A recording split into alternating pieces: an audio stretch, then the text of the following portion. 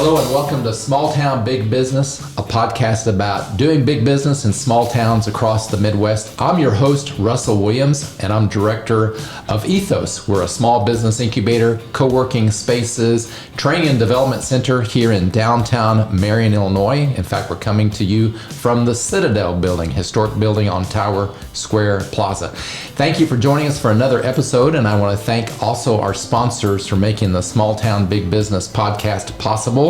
And that includes Arcadia Wealth Group, Fowler Heating and Cooling, Black Diamond Harley Davidson and RV, Swinford Media Group, the Watermark Auto Group Foundation, and also Union Street Arts. Now you can join the Small Town Big Business community by subscribing to our podcast on your favorite platform. Plus you can listen and watch on our YouTube channel. Search for Small Town Big Business and subscribe for free.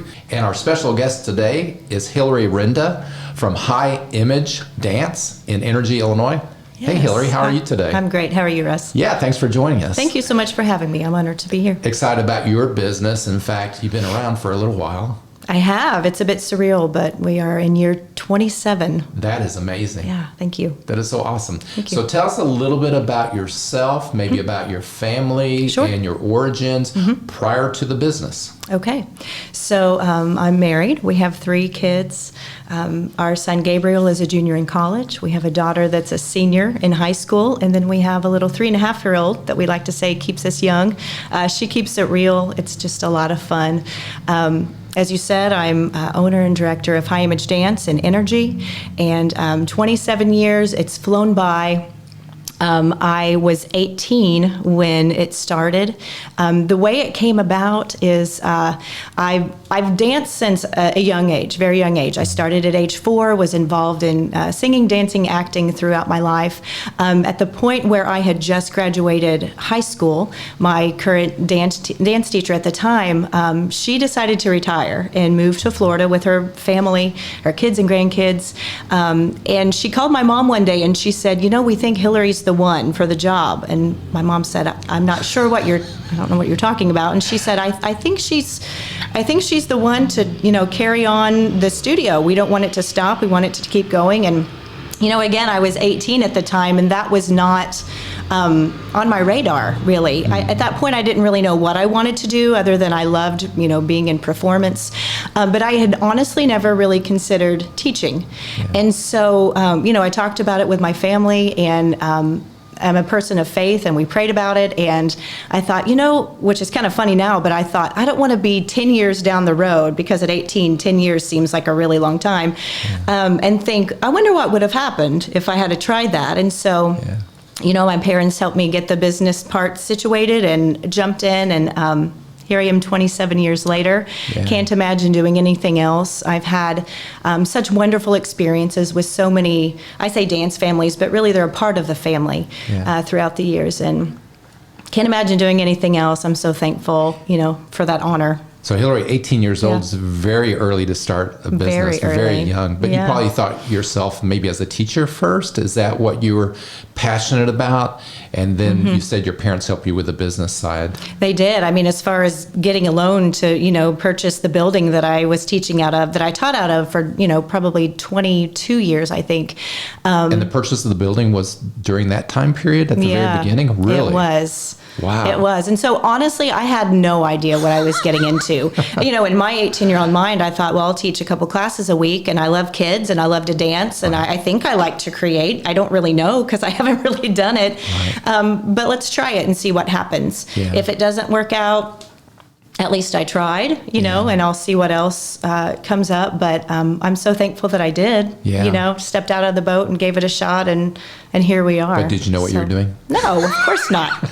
No. I remember, before my teacher at the time, when we had already talked through this and we knew what was going to happen, she was finishing out the semester. And so I would shadow her for a lot of classes. Okay. And I remember shadowing a class, and, she gave this big choreography combination to a class, and the class left, and I said, okay, that was really great. Now, where did that come? Where do I find that? How do I know what to do? And she said, what do you mean? This could be a problem. Yeah. And she, she just created it in her head and taught it. And I thought, oh, I will never make it. Yeah. But now that's one of my favorite parts. Yeah. So, it just comes with trying it out and That's good. seeing what happens. Talk more about your Yeah. favorite parts. What's your favorite parts about being a business owner? And then where did you discover you had strengths? Great question. One of my favorite parts, there's the whole business end of it, but then when you get in the classroom to work with the kids and you're able to create, the choreography for the pieces that they will be performing on stage, sometimes they'll get it right away. They'll jump right in. And sometimes, it's a process. It's a couple of weeks before it kind of settles in their body. And it's kind of, the brain to the foot kind of thing that starts to make sense. So that's fun to see the kids progress. I feel like one of my strengths as far as the performance side, because, in the business, the classroom and the teaching and that being the creative part of that is really only about a third probably of the whole business. So I feel like one of my strengths is being able to see the end picture in my mind, kind of the bigger picture of what I want the show to look like, some things I want incorporated in there, kind of what the final result will be. And then basically you have to work backwards to be able to get there, to fill in those steps along the way to reach your end result. Right. So it's interesting because, through the years, a lot of people, they'll ask what I do, and I tell them I'm a studio owner and director and teach all the classes that come along. And they say, oh, I bet that's fun. You get to dance with the kids. Yeah. And just kind of blow it off as, oh, what a fun little...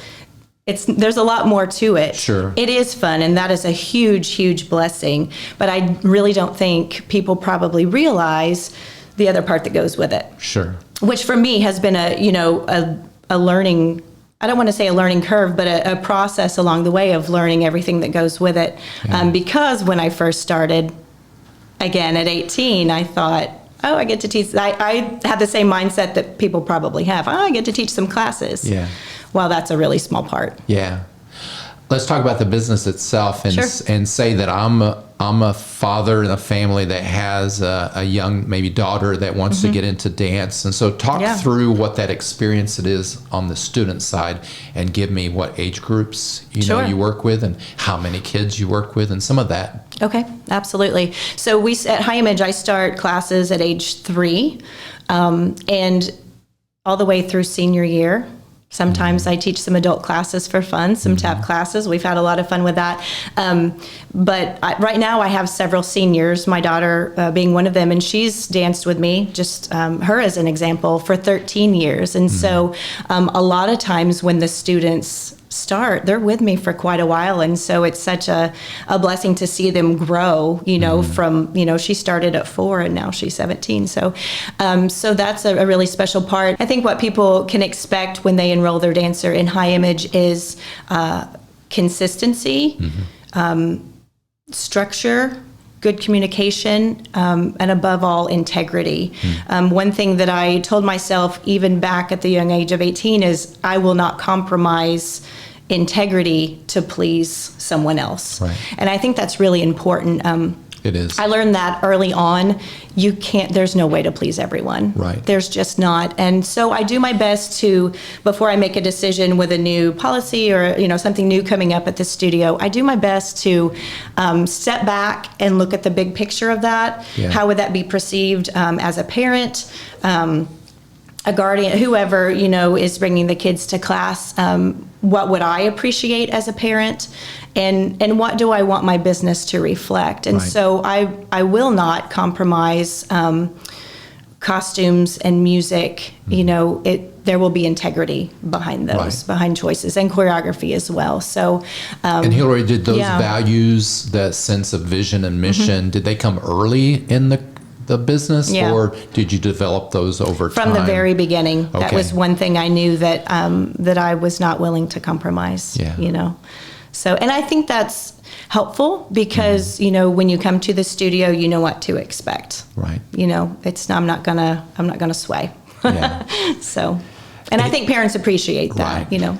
Any count of over 27 years, maybe Yeah. how many students? I know it's almost impossible I question. mean, a couple thousand, I'm sure. That's amazing. Yeah, I know that seems crazy, but I'm at the point now, having done it for so long, I have several dancers now whose moms I taught. Right. So we're Sure. like in a second generation.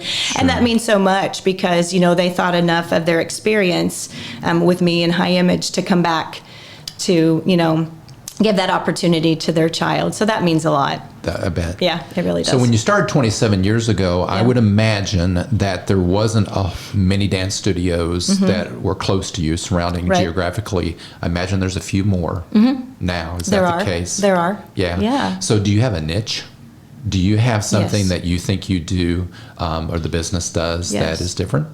I think so. Okay. Well, for one, there are several studios in the area that are competition studios. Okay.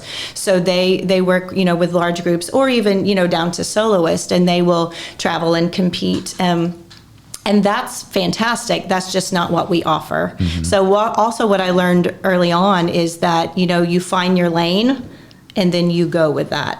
Now, that doesn't mean that, you don't think, oh, maybe we'll give this a try and see if this could be part of my lane.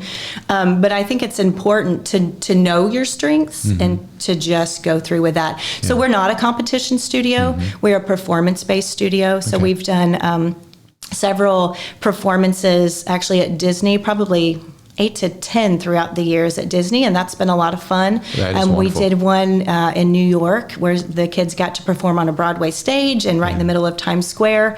And those are memories that are just, they're just so wonderful to be able to look back on. That is awesome. We offer 2 performances a year. We do a Christmas show here at the Civic Center, as well as a spring showcase. And I always tell the students, they have adoring fans. And so, we pretty well sell out. So for each performance, we have 2 nights. Yeah. So we'll do the back-to-back performances. Just to be able to get all of their adoring fans in, because I don't want to limit, each family. Okay, to get everyone in, you can only sell 5 tickets or whatever. That's not the point. The point is these kids have worked hard and they love to perform, and there's nothing like being on a stage. Yeah. That feeling to be on the stage in front of your fans, and the lights on you and the loud music and the fun costumes and the decorations and the great lighting. And so for them to experience that is priceless. And Yeah. so we want them to be able to invite all of their friends and family. So That's we do awesome. 2 back-to-back performances for both Christmas and for our spring showcase. That's great. Let's talk about your challenges, because I imagine Sure. over 27 years, you Yeah. probably have 1 or 2 challenges Sure. that were that you were able to overcome. Yeah. Can you talk through some of those challenges? Sure, I will try my best. Thinking back, the word growing pains comes to mind. So when as you're growing, even if you've found things that work well, as your business grows, you can't always keep those things, even though they've been an asset to you in the past. Some things have to change along the way as you're growing. Do you have an example of one? Yes, actually, kind of what I just spoke about with the ticket situation for the performances.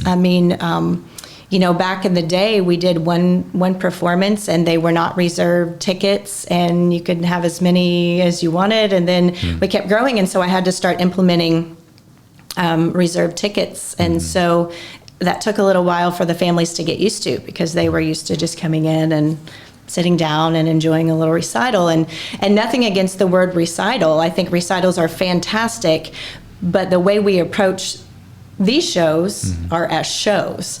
So it took a while for the families to get used to that new process. And of course, everyone has opinions, and well, if I were you, I would do it like this. And Sure. and I understand that, and I can appreciate that. I can Yeah. take constructive criticism pretty well, but From the beginning, or did you learn that? I definitely learned it. Okay. Because it was hard at the beginning. I'm a people pleaser, Right. of course. I want everybody to like what I do and like the way I do it, but that's not always going to be the case. Yeah. Of course, in life, that's just not how it works. Right. So it was a learning process. Yeah. But I know that, for myself, it comes from a very, any new decision, any change, any new, something that I'm trying to implement that's new, comes from a very prayerful posture. I want to, like I said before, I want to step back and look at the whole picture and try to see it from different angles and then make the best decision all around. Okay. Because there's a lot of things to take into consideration that people may not realize. Okay.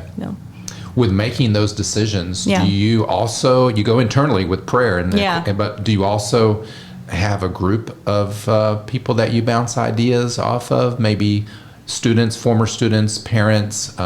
Who's your resources Sure. My husband, Okay. my mom, Yeah. and my sister. I really try to keep it kind of internal in the family. So I try to keep that more in a home base so that when I present the new idea or the new project or anything that comes up to the families, I want them to know that there's been intention behind it and a lot of thought process, that it's not just, hey, let's try this. Tell me about running this particular business in a small town environment, because you're Sure. in Energy, which is fairly small Yes. community. Yes. And then, but you're living in Marion, right? Yes. And you had mentioned that you're born and raised in this community too. So talk through some of the resources that you have found, or maybe even challenges that you have found from working in a small town. Sure, great question. Yes, so I am in Energy. One of the things I love about being in that town is it's almost like we're the center of a lot of the towns that participate at High Image Dance. We have probably, 10 or 12 different towns where the students are from. And so it's a little bit more centrally located. How far for away our do your students drive? We have some that travel as far, Anna, Goreville. Okay.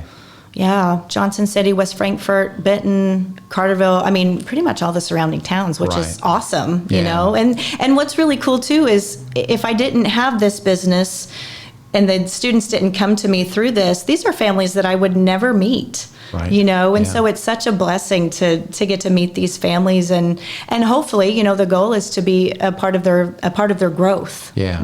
Yeah. So location is key. Is key. And what else? Where our studio actually is, it's not on a main street. So unless you're looking for us, unless you've looked us up and know where we're located, you won't just see us. So that may sound kind of strange, but for me, for a safety issue, I like that because we don't get foot traffic of people just walking in, with all the kids there and everything. I like that we're actually located back in a residential area. So I actually really like that part. In 2017, I was able to build a brand new building. And that was awesome, I think, for the town of Energy. Absolutely. To have that, come in. And so for 20-something years, I taught out of the building that I had, taken lessons in for so long. And then it got to the point where I was growing and I had all of these ideas and directions that I wanted to go, and I wanted to do it with professionalism. But at some point, you can only do so much where you're at. And I felt just really contained. And I had made a decision at that point, if I'm not able to expand, I don't know that I can do this anymore, because if I can't do it to the best of my ability and how I know, how it should be done and could be done, and I think I can do it if I have that opportunity, I don't think I want to do it. Right. And so thankfully it worked out. And so in 2017, we built a new building. Right. We have 2 studios in the building. Okay. The largest one that I use daily for all the classes is actually the same size as the Civic Center stage. Oh, wow. So that is just incredible for so many reasons. It means more kids can come in for a class. Classes can be a little bit larger. It's helpful for blocking for any of our choreography. So when they, show up at the Civic Center to perform, the spacing is, roughly the same. And so now with this new building, like I said, we have the 2 studios. One is large. We have a dressing room area. We have, I actually have a dance store in there and a boutique. So that's a lot of fun to incorporate. There's a lobby for the parents to sit in. There's monitors. So the parents can see what's going on in class, but they're not able to come in, because we don't want the kids to be distracted, or myself for that matter. I want to be able to focus on the kids, so they're able to watch and still see what's going on. Sure. There's a play area for the siblings that come and wait for their older sibling to finish dance. And so that has been a blessing. And to do that in the small town of Energy has been super special. Yeah. Well, it sounds like an awesome facility. Yeah, thank you. But Hillary, building a new building is a huge step for a small business owner. Is. So talk about that experience. How did it come about, and Sure. what resources did you have to tap into in order to make that happen? Sure, absolutely. So as I said before, I knew that I was probably going to need to be done if I weren't able to do this. And so I just started researching what would need to go into it. You know, you got to pull all your resources and go to the bank and see, is this even a possibility? And thankfully it was. And so I just said, let's go for it, because I don't feel like I'm done. Yeah. You know, I want to continue, but only if I'm able to do this. And so, you know, thankfully it worked out, and the students have really enjoyed it. The parents have enjoyed it. And for me, it's a great space to work in, you know, to feel creative and to keep going. So have you felt supported by small town business world? Yes, absolutely. Yeah. Anywhere I go, you know, they're excited that we're in Energy. They, of course, welcomed us with open arms. I had been there for many years. It's really, I had a lot that was next to the previous studio. Right. And so for years we thought, what are we going to do with this lot? And then it just kind of all came together. Yeah. So, yeah, it's been great. You've mentioned a couple times the Marion Cultural and Civic Center. Yes. So that's key to our communities here in downtown Marion. Talk a little bit more about that relationship, maybe how it came about. Yes. And then what's the benefits? What's the opportunity there to have a civic center that you can perform at? Sure. I mean, it's just incredible. Like I said before, there's nothing like a stage, you know, and the facility that we have here in Marion at the Cultural and Civic Center, it's beautiful. It's well maintained. The staff is incredible to work with. You know, I grew up since age 4 doing shows and recitals, you know, at our previous Civic Center. And so I have years and years of memories of being on that stage, and now to be able to offer that to my students, you know, through the years has just been, it's been fantastic. And so, yeah, we're so blessed to have the Civic Center here in Marion, and now, you know, even bigger acts, you know, coming in and supporting that as well. I don't think we realize how blessed we are to have it. That's actually. Awesome. Yeah. Well, I don't know if we've interviewed very many small business owners on this show that has been around for 27 years. That's a few. So what would you say to yourself, if you go back to your younger self, or even like a startup entrepreneur, what kind of advice would you give to them? Is there a couple key things that you can think of? Yeah. So 27 years, that's a bit of time. Congratulations. Thank That's you. awesome. A lot of things have actually changed since I started. I mean, not to date myself, but I mean, the music that I would turn in for our shows, I mean, it was on cassette tape. Okay. You know, when I very first started, and then it moved to DVDs, and now, CDs, and now it's all digital. And so it changes, you know. I would say, for me, because I went into it just as, yes, let me teach some dance classes. At that point in my life, I didn't really consider it as a business, to be quite honest. Yeah. I was teaching classes. As the years went on, I'm realizing I don't even know what I was thinking. This is totally a business. This is a business. And I had no experience in that end. And so for me, I wish I had have realized earlier on what it actually was and what its potential was, and what it's taken some years, you know, to grow into. Business classes would have been very helpful. That's something that I, you know, didn't do. And I've done this pretty much on my own through the years. I had a great office manager for about 4 years, and now I'm by myself again. So there's a lot that goes into it. And so some of it is trial by error. Some of it is just, what do I think would be helpful, you know, on my end to be more organized. It's very, very important to have systems in place. That's something that I didn't really have at the beginning. So having systems in place and and don't be afraid to stop learning. There's a lot of podcasts, there's a lot of YouTube videos, there's a lot of books that are really helpful and important. Is there particular business services or business education that you would tap into either then or now? Because, of course, Ethos is about small business development, right, and offering those courses and classes and some coaching. Yeah, so what in particular great. would be most helpful for you? That's a good question. Or even in the past, when you can think, is it accounting or business planning or? All of that. Because when I stepped into it, I knew nothing of that and really didn't even think about that being a part of it, if that makes sense. I mean, that seems kind of sad for a small business owner, but that's not why I went into it. I didn't go into it for the business part. I went into it because I love to teach kids. Right. But there's that whole other end that's very important. Yeah. The dance studio world is almost like a world of its own. Yeah. I do belong to some groups that are dance teachers and studio owners from around the states that we get together and talk things through and let each other know, hey, this came up in the studio, this is how I handled it. Was that the right choice? Or how would you have handled this? Or do you have any recommendations on, I don't know, a certain kind of shoe or a certain kind of theme? What are some ideas for themes coming up? So it's fun to be in that community because it is a whole different world. It's not where most people's minds go. You know what I mean? But it's fun. It's been so much fun.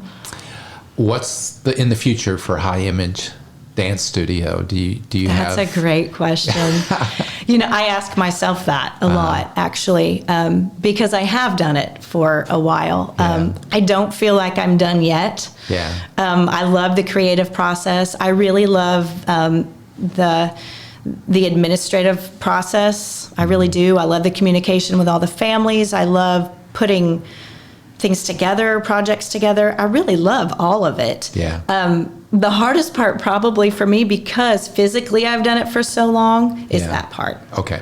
That's probably where I will slow down the most. I'm not slowing down yet. Okay. But that will probably come first to me, to start to maybe bring someone else in at some point. I was just going to say, you got the call when you were 18. So who's out there, right? That's a great question. Yeah. I don't know the answer. Again, that's something that would be, I would be in prayer for sure. I think that person's out there and God already knows that and that will come together. I don't know, and I don't know when it will be. But it's been a great ride so far. That's awesome. Yeah. Hillary, do you have anything else that you want to share that we may have missed? I can't think of anything. Do you have any funny stories from 27 years of teaching? I do, actually. One that comes to my mind is it was a little guy. He was probably about 6 or 7. And he said, Miss Hillary, what's your job? And I said, well, this is my job, actually. I get to come and teach you dance. And he said, this is your job? People pay you for this? That's where his little mind was. And I said, yes, isn't it awesome? Oh, yeah. I get to come and share the love of dance with you and give you opportunities to share that with other people. So that one always sticks out in my mind. That's so cool. Hillary, how would someone contact you and see what you're doing and maybe look at the services that you provide? Yeah, absolutely. You can email us at office@high-image-dance.com, and then our website is high-image-dance.com as well. High-Renda, thank you so much for joining us on this podcast. Thank you so much, Russ. Thanks for having me. How did we do? We okay? I think so. Okay. I want to thank you, High-Renda, for being here today, and from High Image Dance in Energy, Illinois. And I want to thank you for joining us for the podcast, Small Town, Big Business. Thank you again to our sponsors for making this podcast possible. And again, that includes Arcadia Wealth Group, Fowler Heating and Cooling, Black Diamond, Harley Davidson, and RV, the Watermark Auto Group Foundation, Swinford Media Group, and of course, Union Street Arts. A big thank you to Luke O'Neill for producing this podcast and making it sound and look so good. If you want to know more about Ethos, you can reach me, Russell Williams, and that email address is russell@watermarkethos.org, or you can look for us online at ethosmarion.org. Learn more about our co-working spaces, the Small Business Incubator, and training and development here at the Citadel Building in downtown Marion. So thank you for joining us, and I'm your host, Russell Williams.